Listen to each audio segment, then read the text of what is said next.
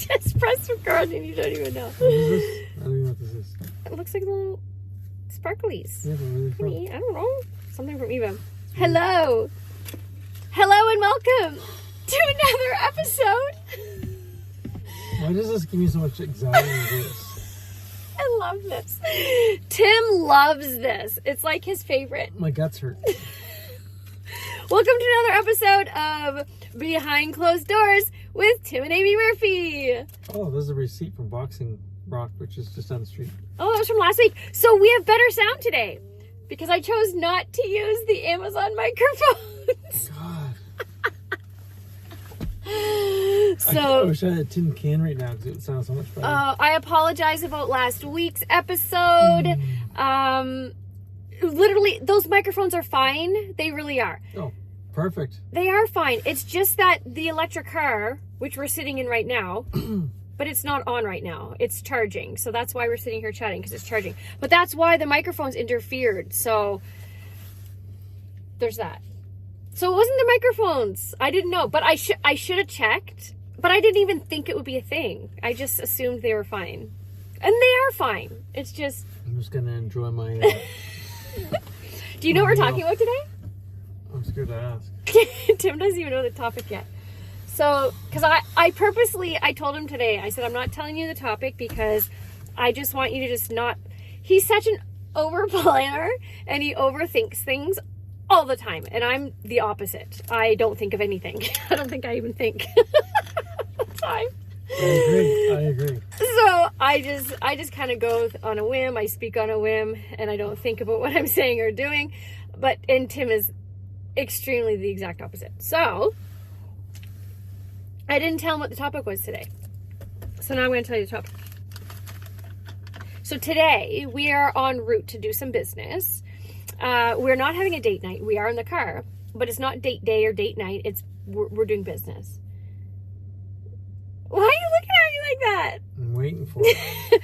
I wanted to talk about working business together. And like our journey of working business, like what that looked like in the past and bringing it to like what it looks like now. That's not too bad. Yeah. You just never know what you're going to think of. I know. No, it's good. It's a good one. It's a good topic for today. Because a lot of people see us now, like in our new company, we are now working so like... We are legitimately... What? Why are you laughing all the time at me? Well, I'm just laughing because I'm just thinking about my head how we're on the road, we're sitting at a charger, and people often wonder, like, you know, when you have an electric car, what do you do while you charge? Yeah. I'm thinking how funny it is that you want to do a podcast while we charge. That's what you do. That's what you do. That's what I do. I don't like how my head looks really big, so I feel like I want to move this over while we're doing this. Because I feel like my head looks a lot bigger than your head. And my head never looks big. And the funny thing is, your head still looks big. It still looks big, but I don't have a big head. I have the smallest pinhead of life. So why does my head look so big? There, if I sit back here. Okay, this is... No, my head looks big. No, it doesn't. Yes, it does. But you have a big head. There, if I move forward. Anyway, this is balance. Okay. So if you see me, so this is really weird. So we're at a gas station charging up. We are. I'm a little peckish, but I want to keep, on my diet a little bit. And my diet consists of like mainly protein and fats. So if you see me eating a pepperoni and cheese stick, that's kind of like... We're keeping it real around here. Kind of like my diet cheat until I get to my real meal and water. So I'm going to be eating these yogis. That's what you see me eating. Yogis. Okay. The snack that smells like a meal. On the way in and on the way out. It smells Easy. the same. It smells the same both ways. Easy. Oh, I can't bite though. Thank you. Okay. Gas station pepperoni and cheese. This is how we're rolling. So I wanted to talk about our business journey, basically, like business. We don't talk about life. I want to talk about business. So let's back up, back it up to as far back as we can remember. So Tim and I have been together, as you guys know, since 1995. We got married in 2002. That's a long time. We got married in 2002, but we've been living together. We've been living together since 2000. We moved out together back then. And right away when we moved out, and we weren't even engaged. No, we were engaged at the time. Were we engaged when we moved out? Yeah, we got engaged and moved out. I was 20. Yeah. We combined our finances right away. It was like, it wasn't even a question with us. I know that's a topic for another time, probably, would be about like finances and what couples do for finances. But we immediately, I was 20, you were 20, you were like 50. Stop. Just kidding. Stop. I was 20 and you were like 23, turning 24. And so, and you always had the solid job. Like, you've always been a longshoreman. It was the breadwinner. It was our income. It was our lifeline. That was what kept us like going. What's the word? The foundation or whatever you call it. Lifeline. It was always your dog working job. And I've always been the wild card. Yep. I've always been the wild card because I do a lot of things. Mm-hmm. Hence my corporation's name is Everything Amy, because I do a lot of everything. It's true. Tim actually came up with the name of my corporation. He was like, Everything Amy. He came up with the name. Well, I had to. It's everything you do, acting, your network marketing. Back in the day, whatever. Nails and Yeah, makeup and all right. that stuff. Yeah, Promotions, right. like everything. So, And to be honest, with your track record of doing something and then quitting it and doing something and quitting it back in the day, I had to name it Everything Amy because I had no idea what you're going to do next. That's fair. But yeah, so we immediately put our finances together back in the day because it was just easier for him, I think, because he used to bail me out when I was easier. We had to. I had money you didn't. This is true. I always made little bits here and there. I had little jobs here and there, doing whatever, whether acting jobs, modeling jobs, like things. It never really paid the bills, but it helped pay little things here and there. Although it actually would fund my spending habits, and then Your Ugg addictions. You'd buy Uggs my Ugg boots.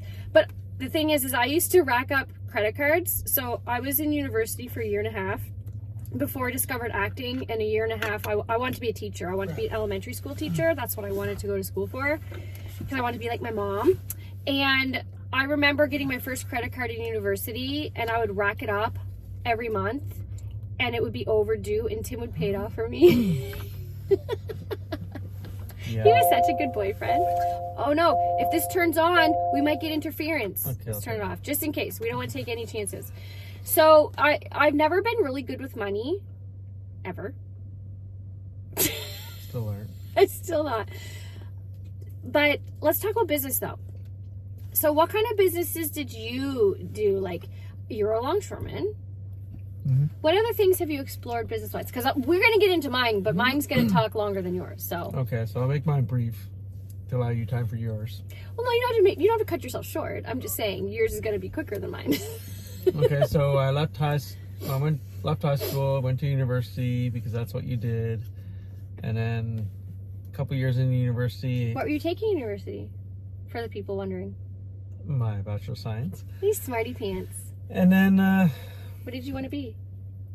I don't know. Jeez, You want to is be- this the interview? Yeah. Okay. What did you want to do with it? I just like cytology. I studied cells, cell biology. Anywho, when I was asked by my professor, because he knew what I did on the side as a longshoreman, he asked me what I wanted to do. And I was like, well, I don't know. I just enjoy cell biology. And so I guess I'd become a professor in cell biology.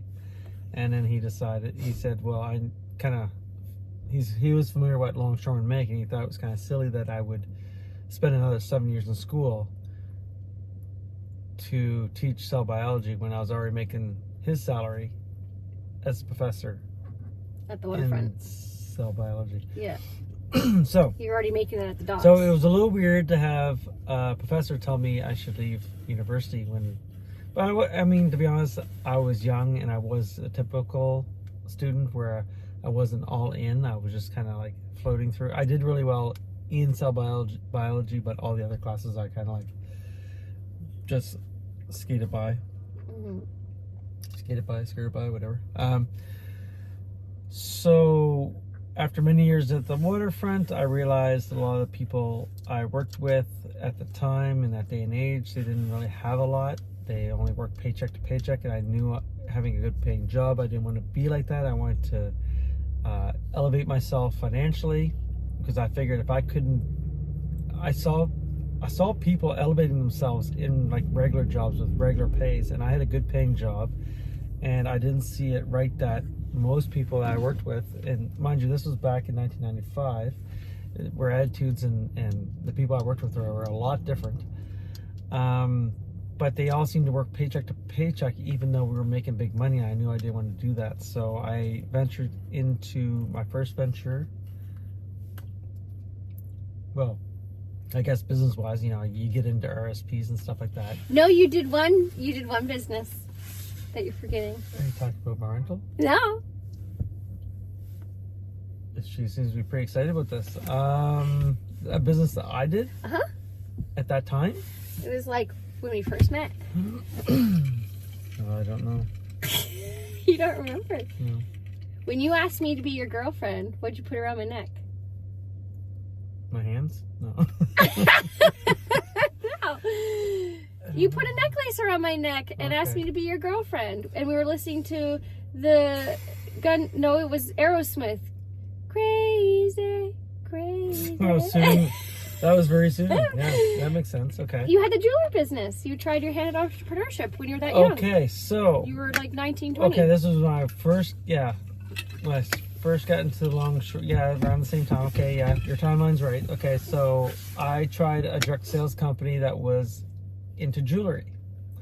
I erased it from my memory because it was a total flop, and I never understood what it meant to be in direct sales or what it involved. He had this case. He opened it up, and it was like all his jewelry. Well, it was back in the day when there wasn't. Well, for one thing, like it was 1990. It was in 1995. Yeah.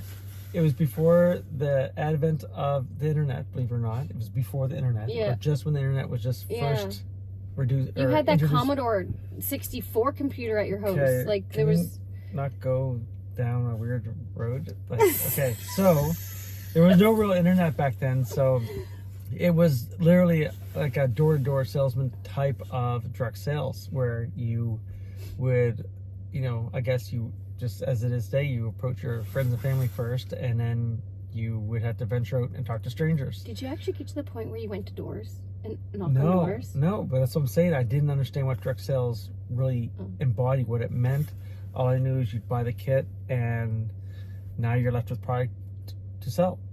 But, I mean, it's so silly talking about it because it was such a silly venture, but it was just, like Amy said, it's just one of my stories of how we became here. Like, it would just be one of the stories that contribute to our journey together here.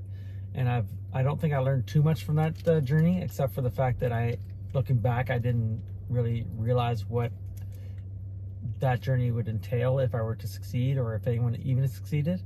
I look back on now, I had no connection with the company. I don't even know who the company was. The product was actually horrible because it wasn't actually real jewelry. Like it was like gold-plated jewelry and stuff, so it was kind of like low-rent jewelry. And which is fine because there's a market for that as well. Can I ask you a question? Who introduced you to that? Like, where did you find that? Like, you had to buy that kit from somebody, somewhere. Someone introduced you to that, and you thought it was a good idea. I'm sure they thought it was a good idea. Man, that's a good question. I really don't know. Like, it wasn't anyone at the waterfront. I don't think it would have been anyone from my university. So weird. You have to let that sit with me because I'm going to think about that. Because it's so random. Because you had that when I first met you. Like, we met in July. You asked me to be your girlfriend. Well, it's something like one of those things where you buy the kit, and I just had the kit. It's not something I really could honestly say I pursued. It was just something that you had it. You bought it. You had it. I bought it. I had it. It was there. It's not really worth conversation because honestly, no, but it is because it's like, so to me, it like you had this all planned, didn't you? Like, I had no. This is coming up. Just I totally forgot about it. Swear to God. I swear to God, this is the reason. No. Why she didn't tell me what the No, not at all. No, honestly, I'm so innocent. I swear, I just thought about it right now. Okay. And I thought, oh my gosh, we should talk about it because it really brings us back to where we are today. Anyways, there's more. Go ahead. So while we don't, get into a subject that really has no real weight. So I didn't know anything about the company. I think it was called Jewelway. Like Amway? Jewelway? Yeah, I think so. The product wasn't particularly good. The company, I had no idea of the company or its background or anything. And I didn't have the resources or the mentorship to even know what I was doing or how to do it or how to proceed or how to become successful. So at the end of the day, I just gave away the jewelry after a while because I realized, what am I doing? Mm-hmm. And I had no expertise in the product either. So let's fast forward to university. Your professor tells you to leave school to go pursue school. Okay, so and then I got to about 10 years down the road of longshoring and realized I didn't want to be like some of the people, like some of the workers I worked with, which was living paycheck to paycheck, because it just felt so, you feel so vulnerable, because it doesn't matter what job you're in, whether you're making high money or low money, if you're working paycheck to paycheck, it's scary, because if anything happens that week, whether you become sick or your car breaks down, then all of a sudden you have this unexpected expense, and that brings you into the minuses, which maybe we can explore that part, like again, into finances, but yeah, we'll do an episode on finances. That would be a good one for finance. But anyway, so I'll sleep during that episode. So I said, you know what do people get into that makes money? Real estate. Even to this day, it's a time-tested and proven strategy. Real estate is a way to make to leverage your income, because basically you put a down payment, you borrow the rest from the bank, you leverage their money into a property. So I remember going to the bank and I said, hey, I want to get in rental property. How do I do it? They're like, well, what do you want? What do you want to do? And I said, well, I'd like to have, a big house down by the university, because I just saw that as like a guaranteed rental, because you have students coming in every year, and I just want to have this big house. And I was like, well, how does someone afford this? And they're like, well, let me see your T4. They looked up how much I made, how much my current mortgage was in my house, and they said, well, we'll just approve you. I didn't realize it was that simple. I thought it was this big business process of being able to be approved for a business loan and all this stuff, but all of it simply for my first rental. They just wanted to make sure I made enough money that I could cover both my mortgage and my rental property. And knowing that, we went ahead and we bought a place downtown Halifax and rented it to students, which lasted several years. And that was fun times. That's almost an entire episode on its own. That was fun times. That was. But to keep on track with what we did entrepreneurially, we ended up selling it. Which was probably one of our regrets. Yeah, I sold it 3 years later, and not because of the stereotypical reason, like people saying like, oh, people trashed your place or it became too much hassle. It was actually because Amy got some roles. This always has to do with Amy. Is that? So Amy decided, on our anniversary one time, we decided, because we never really had a honeymoon. We never had a honeymoon. That's what it was, and it was an anniversary. We never had a honeymoon, so I took her to LA, and we honeymooned in Hollywood, and we ended up meeting people, like connected people in Hollywood. And then Amy decided on our way home, she decided that she was going to stay in Hollywood, and I was going to go back home, and she was going to get an apartment in Hollywood and feel out navigate the Hollywood scene, which she did for several months. And then when she came home, because of visa issues of having to work, they decided that a better option was for her to go to Vancouver. So we got an apartment for her in Vancouver, which again is a whole different other story. But it led to my decision to sell the rental property, because I was flying back and forth so much. I was a little worried about how could I afford that. Afford it, but more so, how could I grow bigger than myself? Because in my mind, I had to be there where the rental was. Where in today's day and age with the internet, it's so silly. You don't have to be anywhere near. I have rental properties in Orlando right now. I know. Which is funny, because hindsight is so funny. I know. And like when you grow, you learn things. And if we had if our future selves would have said, hold on to that, you can actually do this, you wouldn't have sold it, but you sold it, and now So what I should have done, in retrospect, was I should have actually like leveraged up and bought another house, because it's much easier to manage two houses than there is one, because if you have one, there's not usually enough cash flow to hire a property manager. But if I had bought two and had two cash flows and one property manager, it would have at least sustained itself while I was going back. And these are things you don't know in the time. This came by learning, right? Right. So when I did that income property, and I did another one, and then You did another one. What other one did you do? Well, I guess it's not really a rental. We rented our basement. Well, I'm just talking about, I mean, we're talking about entrepreneurial. We generating rented out our income. basement. We did for like 10 years. Yeah, it's not like We had a rental. It's not like a It's not- entrepreneurial enterprise. No, but it was something it we was did. it was a second income source. Yeah, we did that. So I did that, and then so You went back to school. well, that's what I was leading into. Yeah. We're gonna do an interview with just Amy. She's gonna pose the questions, and then she's gonna answer them. And I'm just gonna sit there and go, "Yep, that's what I did." Okay, go ahead. Right? Go ahead. So yes, so so when I did sell the house, the rental, then I realized that I didn't have the knowledge of the education to grow bigger than myself. Meaning that the only reason why I was able to get that rental is because my salary afforded it. And had I known how to grow bigger than myself, meaning how to leverage money, how to borrow money, how to create a business where the business can sustain itself through its systems, which we use today. So it was my education that was lacking. So I decided to go back to university. Let's say, I think it was I was 33.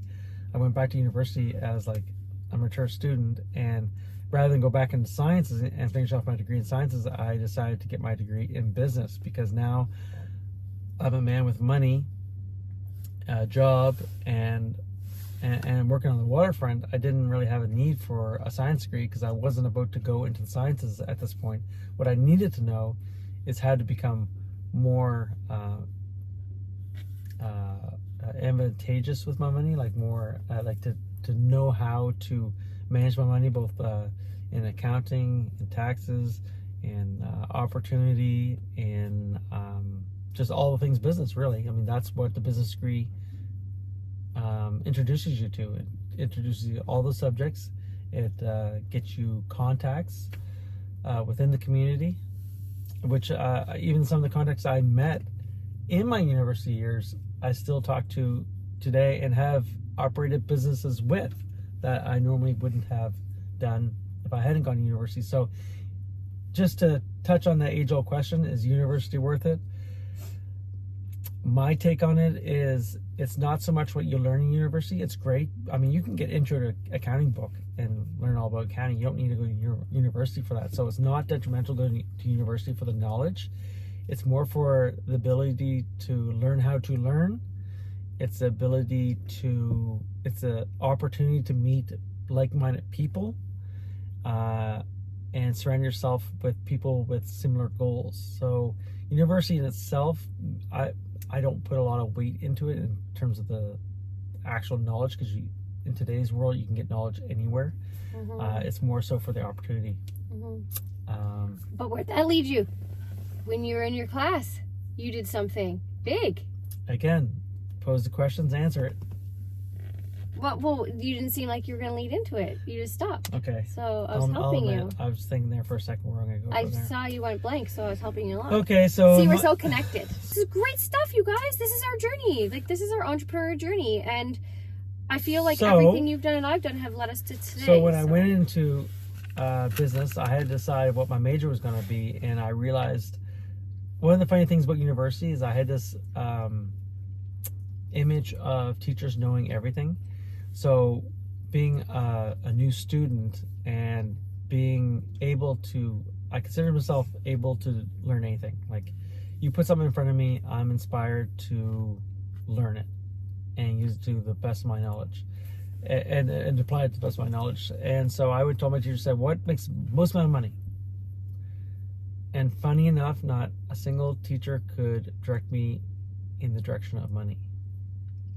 And I understand that now. I understand that. There was only one teacher that I know that made a lot of money, and she was the entrepreneurial teacher, the entrepreneurship teacher. Yeah.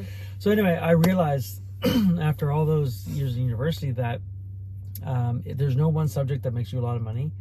It's you have to take whatever thing you do in life and be the best at it, and then own it through a business, through business ownership, and also being the master of your craft. So if you want to become, you like plumbing, you think plumbing is a good job, be the best plumber, and then open your own plumbing business. So you're saying that you were the best green bin cleaner? Okay, so we're gonna get to that.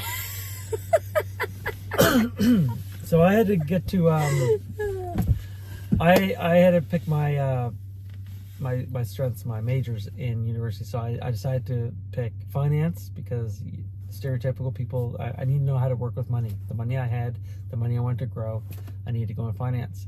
But I also wanted to get into entrepreneurship. And they had an entrepreneurship class. I was like, I always was fascinated by entrepreneurs because they always seem to operate on their own rules. They seem to operate separate of society. Like you have your society, which, you know, there's 98% of people are just there. And then you had this other 2% of the population that consider themselves entrepreneurship or entrepreneurs. So you're fascinated with me. Yes, you are fascinating. So I was fascinated with this 2% of population of people who thought differently, who created things, who became ultra wealthy because they didn't think and they don't operate on the norm. Usually, in my experience, that entrepreneurs usually do the opposite of what regular people do. So I found it very fascinating, and where I didn't have any exposure to that, I thought, you know what, I'm going to go into entrepreneurship in university. I'm going to learn how to become an entrepreneur. So that's another thing I learned from university is that they don't tell you how to do something like that. You know, you go into finance, they don't like necessarily tell you what to invest in, for example, or they don't. You go to entrepreneurship, they don't tell you what business to get into. They just tell you the mechanics of these disciplines. They just tell you how, like for example, in finance, how like interest is calculated, compound or simple interest, and the formula, and how it's. They don't tell you how to invest to get the money. So anyway, I know I went on a huge tangent, but the business I started in my entrepreneurship class was called Bin Buddies. So me and my friend Mike, we started a bin cleaning business, the green bin cleaning, because, you know, bins are gross. And I remember hiring a local company to come clean mine because it was so bad. And they charged at the time like $60 a clean, which back in 2014 was just like, that's crazy. The green bin itself, if I went to buy it, was $80, but to clean it was $60. So I didn't reinvent the wheel with this one. I just said, you know what, I'm just going to do what another company does, and I'll do it better. We bought an old truck. I can't remember if we bought it. You bought an old truck, and you guys made all the equipment yourself. Yeah, we bought a $6,000 old, I don't know, Ford, like half ton, I think. I don't know. I can't remember. Then I paid a company, put a big, you know, wrap on it. So it's at Bin Buddies and everything. And then I actually paid my brother-in-law to create and design the filtration system, half with my specifications of what I wanted, and then he used his artistic, you know, creative expertise and delivered.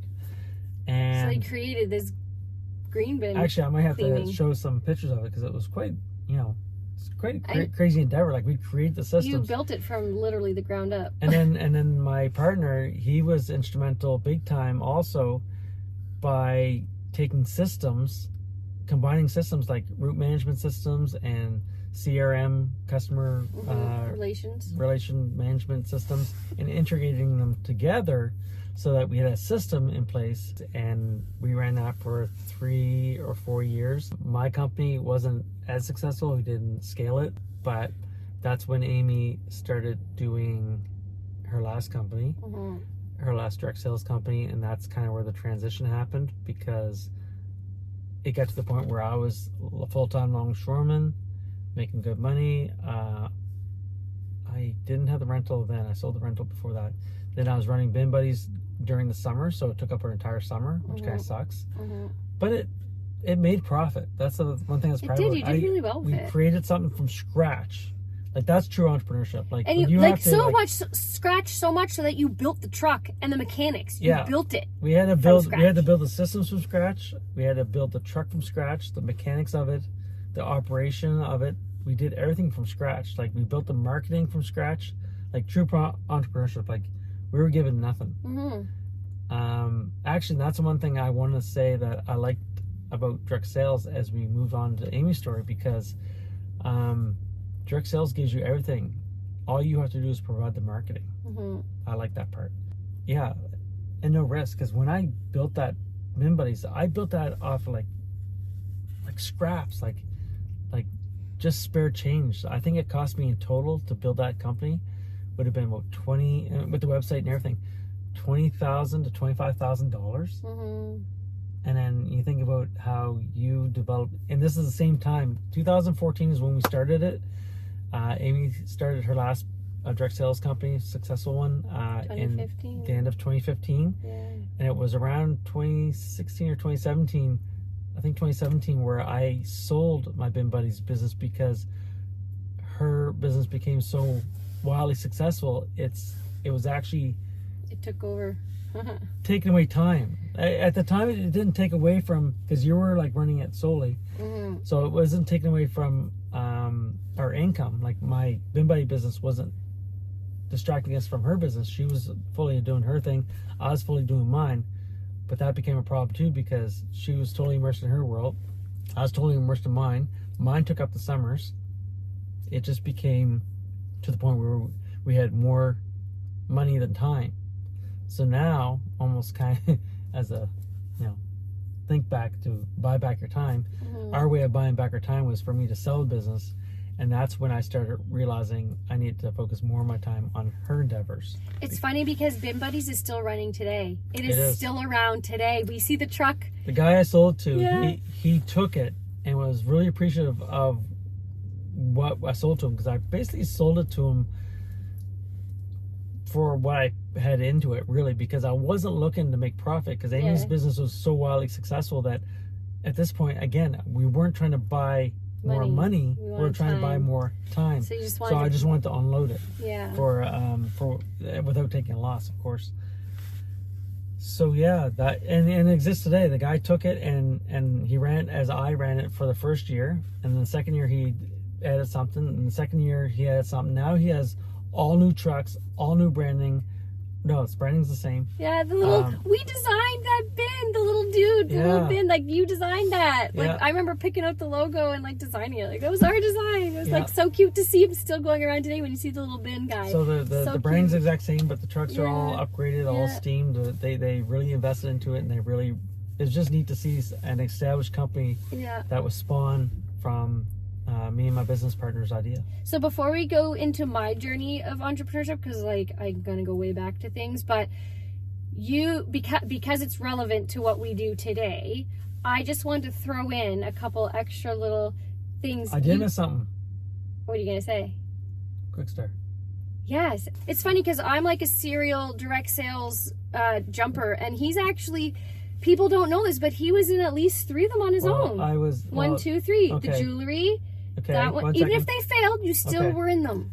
Your failures are also contributes to your journey, your successes too. Yeah. People always think that it has to be, I have to only share the successes to share my success. Well, you don't learn anything from success. But yeah, like there's value in failures and learning curves. Like there's value in falling down and getting back up again. Here's another learning experience. So I also joined another direct sales company because I saw the value. I did see the value in direct sales and how it works. It's funny because people probably don't know this about you. This is going to be, they just see you taking over my company now, or back in the last company, and they see you working. They probably only think that you only did the last company and this company. They probably have no idea of all of your financial because my background, well, not the education, but the experience. But experience. In my final journey before our last company is that I joined a company through a high school friend called Quickstar. Now, I later found out that Quickstar ended up being more of a modern branch of Amway. Quickstar, unless I'm mistaken, was supposed to be this new innovative branch where they use the internet. Now, we all know that Amy used the internet to its fullest when she built our last company, but back in, what year would it have been? It would have been actually before all my university stuff. We actually have to go backwards a little bit. It was before university. 1990. You know, it would have been 1998. That's what it would have been. So back at my story, back to 1998, before my university, I was introduced to Quickstar, which was supposed to be using the internet to broaden the spectrum, or broaden the customer base. And even at that time, I'd never really truly understood what direct sales was. Again, I thought it was just a matter of reaching out to your friends and family, which is great in concept, but as we learned over our 10 years experience, is that friends or family are the last. Well, I should say, you're not going to make your fortune off your friends and family. No, I don't want to say They our friends and support family. you. Yes, They because support our you, family but has always supported us. You're not going to make your millions off your friends and family. But you're not going to make lots of money off friends and family, because we only have You only have a finite amount. a finite We said amount of finite people. at the same time. Yeah, we did. Oh, we're so connected. Yes. So, with that said, I thought to make it in that business, you just have to get 5 of your friends, and they get 5 of their friends, and it just grows. But unfortunately, what I didn't know back then was that there was no leadership on my behalf. It was just, I thought I'd get 5 friends, and I was working on 5 friends, and it took me a year to get 5 friends. Like, not to get 5 friends, but get 5 friends involved. I don't think I even got 5 friends. I think I got 2 friends involved, because I didn't know what it was I was doing. Yeah. I didn't understand the end goal. I didn't understand that we were just setting up distribution for a product that wasn't normally allocated shelf space in stores. I didn't realize the amount of people I would need to talk to make it the successful venture I wanted it to be. So I learned a lot. I really learned a lot. The person who brought me in was very knowledgeable.